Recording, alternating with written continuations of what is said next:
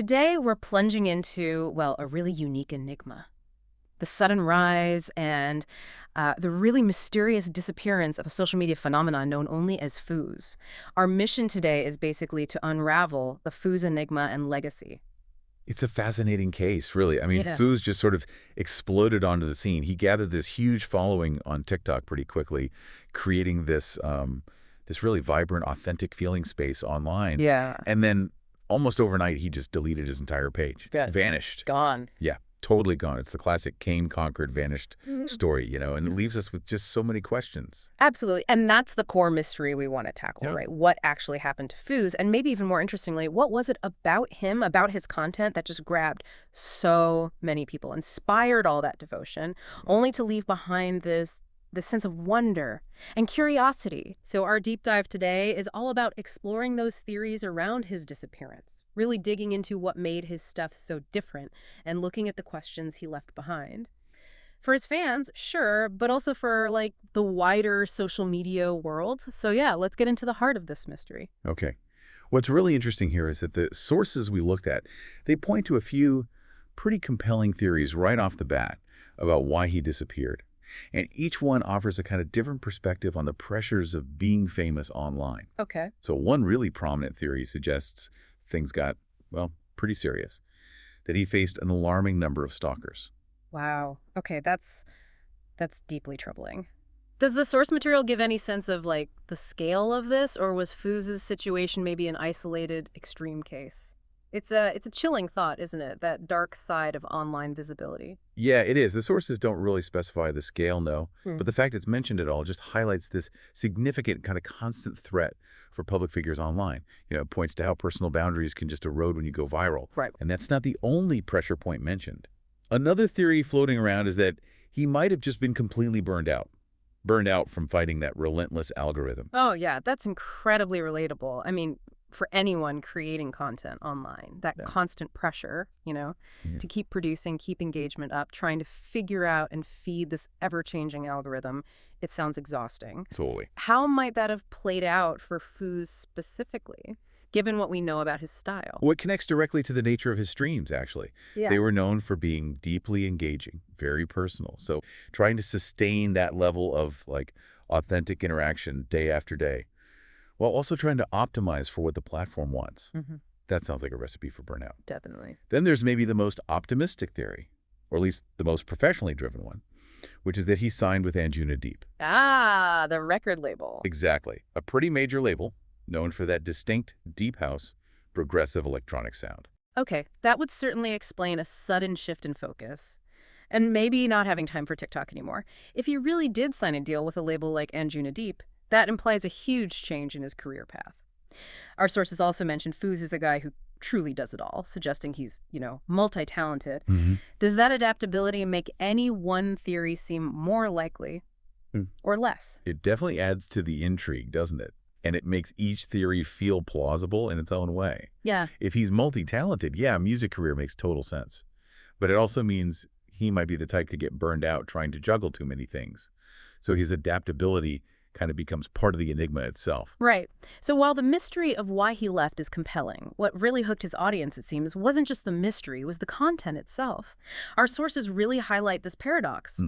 Even though he always wore a mask, he somehow managed to convey this incredible authenticity. He was described as so real with people, so genuine, and somehow, despite the mask, he gave people a glimpse of who he was as a person.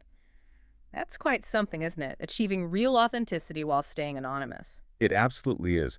And it raises a really important question about how we actually connect online. His live streams, especially, were described as being so different from anything else on social media. It wasn't just the visuals or the persona. It was about creating this immersive, almost intimate experience. In that immersion, it wasn't just about the music or the cool visuals, apparently. The sources suggest it was the length of his streams, the intimacy of the Q&A sessions he did. Yeah, taking time for people. Exactly, and deliberately creating this feeling of a community space. That seems key. Sure, the music he played was always top-notch, but it was more than that. Apparently, he had comedy, he had atmosphere, he took time to offer advice and have real conversations with people. It sounds less like broadcasting and more like cultivating a unique digital hangout spot. And that kind of rich, genuine space he built, it stands in really sharp contrast to a broader feeling our sources picked up on about the current digital scene.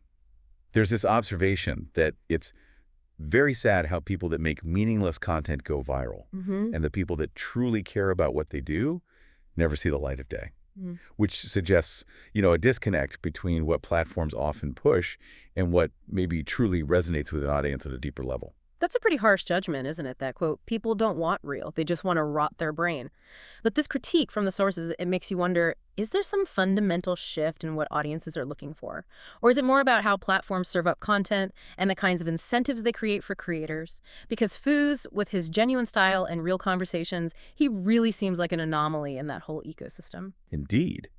And his disappearance, when you look at it like that, becomes even more poignant, maybe. It sort of reinforces this idea that authentic, deeply engaging content sometimes just struggles to compete long-term against the pull of quick, maybe mindless consumption or just the sheer pressure of the platform itself. So after all this digging, we're still left with so many unanswered questions, aren't we? Like, who was Foos really connected to? Was he secretly part of Daft Punk? That was a theory, right? Yeah, that one popped up. Was he mainly a musician? Or just, I don't know, a prankster playing some kind of long game with his audience? And maybe the biggest question of all, the one he apparently liked to tease people with himself, is he as handsome as he always said he was? Ah, exactly. It's these unanswered questions that really cement his legacy as an enigma. He just burst onto the scene, captivated so many people, and then just vanished. We're left with this mix of intense curiosity and, as one source put it really beautifully, magical memories. Hope among his fans is clearly still there, that maybe someday he'll just reappear and bring that unique authenticity back online. Yeah, that really is the core of his legacy, isn't it? He left us with questions, definitely, but more importantly, those magical memories. And it creates such a stark contrast when you put it next to that observation about how meaningless content goes viral while people that truly care never see the light of day. And that really blunt idea that people don't want real, they just want to rot your brain. It really forces us to think about the kind of digital environment we're all part of creating. If someone like Foos, who offered such genuine interaction, these real conversations, if he still faced potential burnout or just chose to disappear in the end, what does that actually say about the sustainability or maybe even the true cost of being authentic online right now? That's a really powerful thought to leave things on. If Foos' genuine approach and his real conversations were so valued, so cherished by his followers, but he still couldn't sustain it or chose not to, what does that tell us about the price of authenticity in this digital age? And maybe more personally, what kind of online experiences are you truly looking for?